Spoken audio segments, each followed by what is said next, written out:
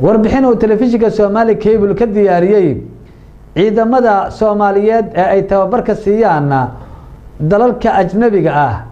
iyo saameynta ay ku yeesheen ammaanka dalka Soomaaliya. warbixintan waxa eegaya wariyaha telefishinka Somali Cable Maxamed Ciise. waa ra'iisul wasaare Xasan Cali Khayre oo tababar u xiriyay in ka badan 300 oo askari oo tababar ay siisay dawladda Imaaraadka Carabta kana mid noqonayay ciidamada dawladda federaalka ee Soomaaliya.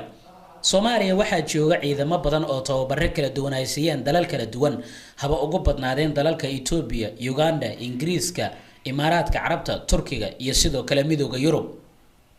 dad badan waxay aaminsan yihiin kala aragti diiwaanaanshaha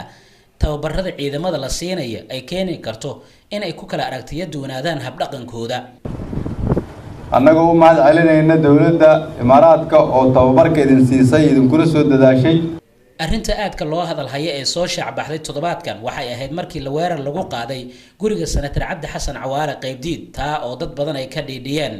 qaar ka mid ah senatarada aqalka sare oo dood adag arrimahan ka yeesha ayaa qaba in aysan wanaagsaneen in ciidamo ay tababareen dawlado shisheeye oo ka amar qaata dawladahaas ay ku sii sugnaadaan gudaha Soomaaliya. arrinta ciidamada maanta shirkaas haddii ilaahay maanta naga badbaadiyey ciidankaas iyo noocyada ciidamadaas dalka laga suuliyo hada la joojiyo go-aankii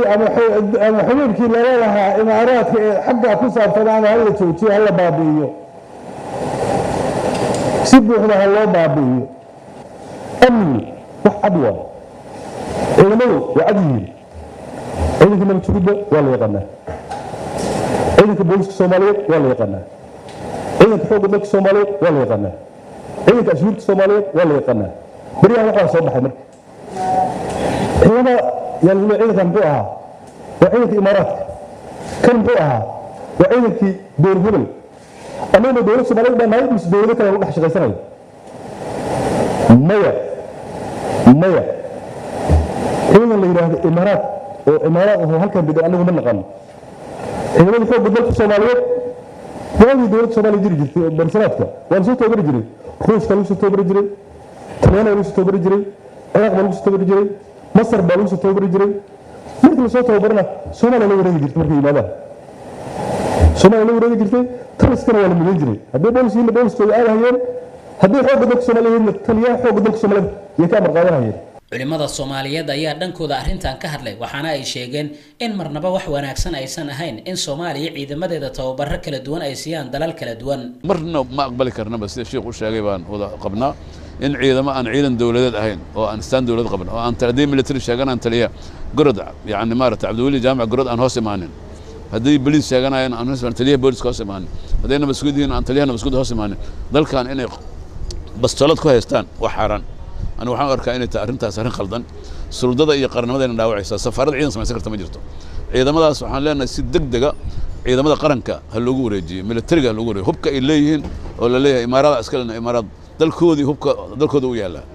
laakiin dalkan hubka yeela waa in Soomaaliya gacanteeda uu ku jiraa oo lagu wareejiyo saacado waliba gudahood haddaan hore loogu wareejin taliyaha xoogga dalka Soomaaliyeed ayagana amnigooda la ilaaliyo oo militarigu ay safaaradooda ku ilaaliyo arrimaha siyaasadda u yimaadan kale ay qabsadaan wax kale faraha kala baxaan. haddaan culumanahay wax kastoo faragelin anagu waa ka soo horjeednaa gaar ahaan ciidan kasta oo dalkeena jooga waa inuu ahaadaa ciidan ku shaqaynaya ujeedada dawladdeena hoos imaanaya maamulka dawladdeena wax kastoo la sameynayana waa inuu ahaadaa waxa maaragtay ciidan looga haysto dawladda Soomaaliyeed. laakiin ciidan dawladda Soomaaliyeed aan hoos imaanaynin oo wuxuu doono sameynaya wax la aqbali karo runtii maaha. marka sida wax u jiraan way soo bixi doontaa waan isleeyahay runtii laakiin marna ma ogolaan karno in maaragtay dhexdeena ciidamo u shaqeeya dawlado kale maaragtay ay Soomaaliya waliba yani oo magaca Soomaali sheeganaya in dalka laga sameeyaa wax socon kara maaha. waxay ka hor imaanaysaaba maaragtay dawladnimada ka hor imaanaysaa iyo madax banaanida. qaar ka mid ah aqoon-yahanada waxa ay qabaan in tababarada iyo luqadaha kala duwan ee lagu tababarayo ciidankaasi uga yaraan ay keeni karto in isku dhac iyo kala hor imaansho ay dhex maraan ciidamada dawladda federaalka ee Soomaaliya. dhacdadii toddobaadkan ka dhacday magaalada Muqdisho ee sababtay hadalhaynta tababarka ciidamada dawladda ee dalalka shisheeye ay ka helaan ayaa arrintan keentay. ilaa ay haddana ma jirto jawaab cad oo Imaaraadka Carabta ay bixiyeen oo ku aadan in la hadal hayo in ciidamo iyaga ay tababareen ay weerar ku qaadeen Senator Cabdi Xasan Cawaale Qaybdiid. maxamed ciise maxamuud Somali Cable TV muqdisho